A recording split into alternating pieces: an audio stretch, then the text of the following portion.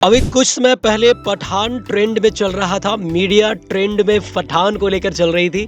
लेकिन कुछ दिनों से ऐसा देखने को मिल रहा है कि सोशल मीडिया पे बागेश्वर धाम धीरेन्द्र शास्त्री जी ट्रेंड कर रहे हैं। जी हाँ, इन पे कई सवाल उठाए जा रहे हैं, एक के बाद एक सवाल इन पे किए जा रहे हैं कि ये आखिर मरीजों को ठीक कैसे कर देते हैं आस्था और भगवान के नाम पर। देखिए, ये तो वही जाने वो कैसे करते हैं, लेकिन आए दिन अभी बातें बहुत ज़्यादा चल रही हैं उनके बारे में। तो मेरा कुछ प्रेडिक्शन है, मेरी कुछ बातें हैं उनको लेकर, क्योंकि कुछ मेरे अपनों ने मुझे सजेस्ट किया था जब मेरे दोस्त का हत्या हो गया था कुंदन का। आप उनके पास जाइए और बाबा बता देंगे कि कुंदन के साथ क्या हुआ है। देखिए, जब ये बात मुझे बोला गया मेरे किसी अपने खास के द्वारा, तो मैं एक वक्त के लिए सोच रहा था कि मैं उनके पास जाऊंगा। और देखिए क्या कोइंसिडेंस है कि मैं खजुराहो फिल्म फेस्टिवल गया था पिछले साल, मतलब दिसंबर में, और वहां पर फिल्म फेस्टिवल के समारोह में आए हुए थे बागेश्वर सरकार धीरेन्द्र शास्त्री जी। और मुझे बस थोड़े वक्त के लिए उनके दर्शन और उनकी बातें सुनने का मौका मिला, और जाकर मुझे मालूम चला कि वो कितनी स्ट्रॉन्ग पर्सनैलिटी है।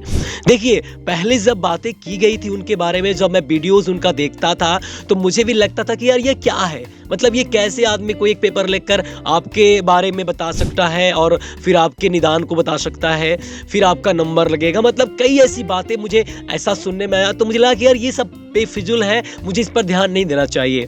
और जब वो खजुराहो फिल्म फेस्टिवल में आए, तो कहीं ना कहीं जो किसी अपने का बोला हुआ बात था वो फाइनली मेरे तक पहुंचा, और फिर मुझे लगा कि अब तो उनको सुनने में कोई हर्ज नहीं है, हम सुन सकते हैं, मैं उनको सुन सकता हूँ।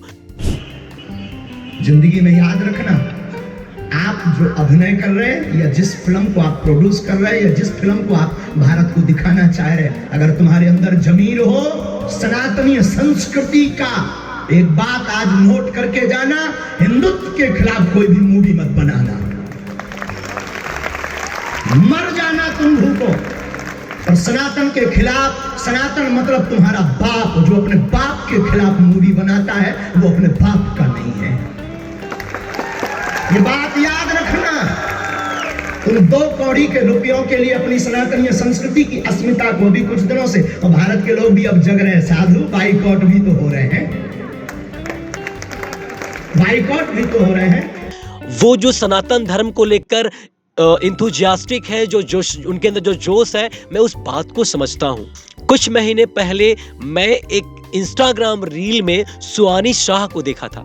सुहानी शाह एक मेंटलिस्ट है इंडिया के अंदर, वो जगह जगह पे सोच करती हैं और वो आपके माइंड को यूं रीड कर जाती हैं। तो उनके माइंड को रीड करना एक कला है, वो कला सबको नहीं आती, सैकड़ों लाखों में किसी एक को आती है, उनमें से सुहानी शाह है। तो जब मैंने सुहानी शाह को बहुत ज़्यादा एक्सप्लोर किया इंटरनेट पे, उनके वीडियोस को देखा, उनकी इस कला को मैंने देखा, तो मैं कायल हो गया।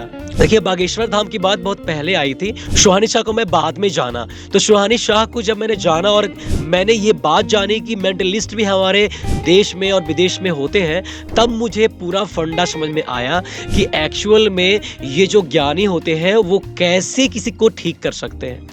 देखिए, आपको एक एग्जाम्पल देता हूँ, एक बहुत ही सिंपल सा एग्जाम्पल, उदाहरण देता हूँ आपको कि अगर किसी व्यक्ति की आंखों पे पट्टी बांध दिया जाए ये दिखाकर कि उनके सामने कोबरा है, और फिर उसे किसी 2 कांटे से चुभा दिया जाए और उसके दिमाग में बस ये डाल दिया जाए कि कोबरा ने उसे काट लिया है, तो वो आदमी मर जाएगा।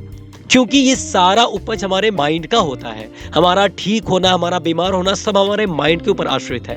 और जब कोई व्यक्ति आपके माइंड को ही रीड कर जाता है, तो आपके कारण को वो समझ जाता है कि आपकी समस्या क्या है, आप कैसे उसे उभर सकते हो। तो ये बात थोड़ी सी पचती है कि आदमी अगर आपके माइंड को रीड कर रहा है तो आपको वो ठीक कर सकता है एक हद तक। किसी भी धर्म की जो आस्था है वो आता है विश्वास से। अगर आपको विश्वास है तो आप मानिए, कोई आपको हाथ कर मंदिर नहीं बुलाता, कोई आपको जबरदस्ती नहीं बोलता कि आप मेरे पास आकर ठीक कीजिए। ये आस्था है, और मुझे लगता है कि उनके मनोबल को बढ़ाया, उनको इस रूप में बनाया कि और लोगों का उद्धार कर सके। तो इस पे सवाल उठाना एक तरह का मूर्खता है और कुछ नहीं है। अगर इस वीडियो में कुछ अच्छा लगा हो तो इसको लाइक करें, कमेंट करें, शेयर करें, और साथ में इस चैनल को सब्सक्राइब कर लीजिए। हमारी मुलाकात जल्द होगी अगले वीडियो में, तब तक के लिए नमस्कार।